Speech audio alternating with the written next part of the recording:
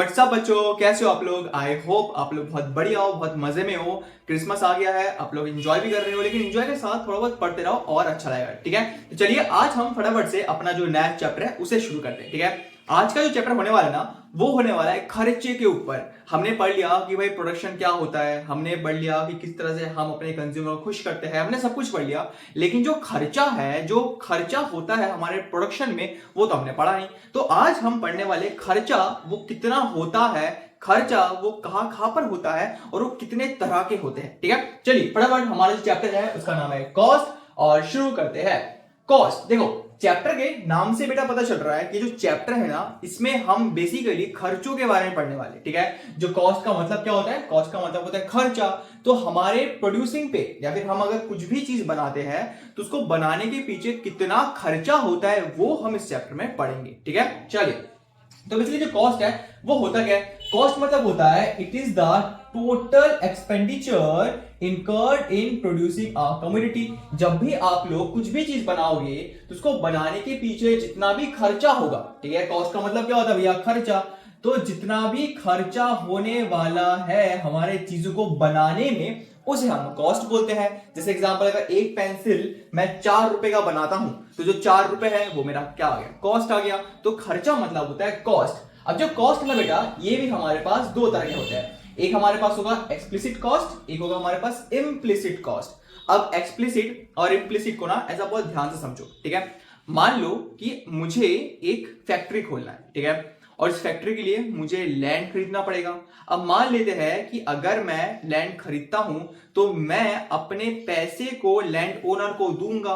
तो जो भी पैसा मेरे पॉकेट से निकल के लैंड ओनर के पास जा रहा है, जो कि एक्चुअली में मनी मेरा एक्सपेंड हो रहा है, एक्सपेंडिचर हो रहा है, उसे बोलूंगा एक्सप्लिसिट कॉस्ट। इसका मतलब क्या है, इसका मतलब है कि जो एक्सप्लिसिट कॉस्ट है इसका मतलब होता है कि जब असली में एक्चुअल मनी एक्सपेंडिचर, जब असली में पैसा खर्चा होता हो। ठीक है, मुझे जमीन खरीदनी है। अब अगर मुझे जमीन खरीदनी है तो मेरे बैंक अकाउंट से उनके अकाउंट में पैसे जाएंगे, तो मेरा जो पैसा है वो एग्जिट हो रहा है, एग्जिट हो रहा है ना, तब पे एक्स है ना। तो अगर मेरा असली में पैसा खर्च हो रहा है उसे मैं बोलूंगा एक्सप्लिसिट कॉस्ट, जब मेरे पॉकेट से पैसा निकल के किसी और के पास जाए। लेकिन भैया इम्प्लिसिट कॉस्ट क्या होता है, ध्यान से समझो। अगर मान लो मुझे कोई कंपनी खोलनी है और उस कंपनी के लिए मेरे पास खुद का लैंड है, मुझे किसी और की जमीन की जरूरत नहीं है। मेरे पास खुद का अगर जमीन है, मेरे पास खुद का अगर लैंड है, तो मैं क्यों खरीदूं। तो खुद के लैंड पर काम करना और उसका जो खर्चा है उसे बचा लेना। अगर मैं जमीन खरीदता तो मेरे 50 लाख 1 करोड़ रुपए जाते, मैंने वो जो 50 लाख फिर 1 करोड़ रुपए है उसे बचा लिए।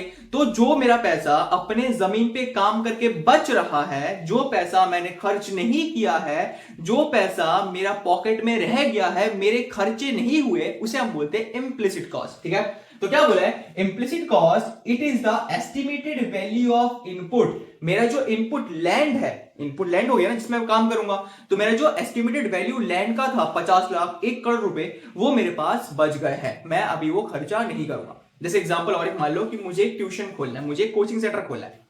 अब अगर मैं कोचिंग सेंटर के लिए कोई रेंट लेता हूं रूम, ठीक है, अगर मैं किसी भी रूम को रेंट पे लेता हूं तो मुझे पर मंथ 8,000 9,000 देना पड़ेगा।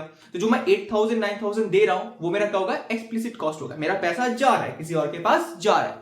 लेकिन अगर मान लो कि मैं अपने ही रूम पे, जहां पे मैं अभी शूट कर रहा हूं, मेरा रूम है, तो अगर मैं अपने ही रूम पे बैच कराऊं, अगर मैं अपने ही रूम पे पढ़ाई करवाऊं, तो मेरा जो रूम का पैसा है वो बच जाएगा। तो जो पैसा मैंने खर्च होने से बचा लिया, जो पैसा मैंने एस्टिमेटेड वैल्यू की, अगर मैं ये भी रूम खर्च, अगर ये भी रूम में अगर उसमें देता, किराए पे देता, तो 8-9 हजार देना पड़ता। तो जो मेरा खर्चा होने से बच गया, जो पैसा मेरे पास रह गया, उसे हम बोलेंगे इम्प्लिसिट कॉस्ट। बात समझ आई, ठीक है, चलिए। तो इम्प्लिसिट कॉस्ट क्या होता है, estimated value of input, explicit जो कि असली में खर्चा हो रहा है, it is actual money expenditure. ठीक है जी बच्चा, बढ़िया भैया। एग्जाम्पल देख लो, पेमेंट ऑफ वेजेस, भैया असली में पैसा खर्च होगा, सीधी बात है। ठीक है, अगर तुम अपने सैलरी दोगे, अगर तुम लेबर को बेच दोगे तो पैसा असली में खर्च हो रहा है। ठीक है, तो यहाँ पे हमारे पास पेमेंट ऑफ वेजेस आ गया। इंप्लिसिट में क्या है, रेंट ऑफ ओन लैंड, भाई अपने ही जमीन पे काम करोगे तो काहे का रेंट भाई, तो वो रेंट बच जाएगा, वो रेंट तुम्हारे पॉकेट में ही रह पाएगा, तो तुम्हारा जो पैसा वो बच गया है। तो यहाँ पे हमारे पास इंप्लिसिट कॉस्ट आता है, जो पैसा खर्च होने से बच गया है उसे हम बोलेंगे इंप्लिसिट कॉस्ट। बात समझ आई, चल आगे। अब हमारे पास आता है कॉस्ट फंक्शन। भैया इसका क्या मतलब है, इसका क्या मतलब हो सकता है, देखो जहां पर भी आप लोग इकोनॉमिक्स में फंक्शन वर्ड को पढ़ोगे ना, तो इस फंक्शन का मतलब होता है भैया रिश्ता, ठीक है।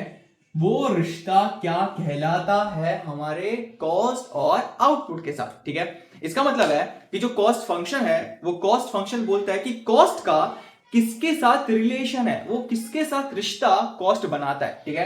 क्या बोला है, it is the relationship between cost and output. भाई कितना खर्चा हुआ मेरे आउटपुट को बनाने के लिए। अगर मैं एक पेंसिल बनाता हूं, ठीक है, सपोज एग्जांपल, अगर एक पेंसिल बनाता हूं तो एक पेंसिल को बनाने के लिए मेरा कितना खर्च हुआ, मान लेते जो कॉस्ट है वो 4 रुपए का आया, ठीक है। तो मेरा जो कॉस्ट है वो 4 रुपए का आएगा और जो क्वांटिटी है वो 1 बनी। तो मेरा एक पेंसिल बनाने के पीछे 4 रुपए खर्च हुए। तो ये जो रिश्ता है इसी को हम बोलते हैं कॉस्ट फंक्शन, ठीक है।